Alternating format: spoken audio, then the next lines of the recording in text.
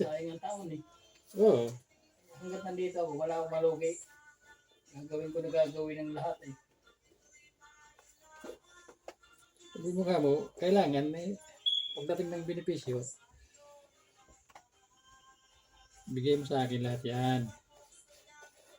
Basta hindi malugi siya, automatic may bibigay yan. Tuloy-tuloy. Kasi may kita niya sa kuan. Makita niya sa bangko sa pinapasokan niya. Hindi siya makasinungaling.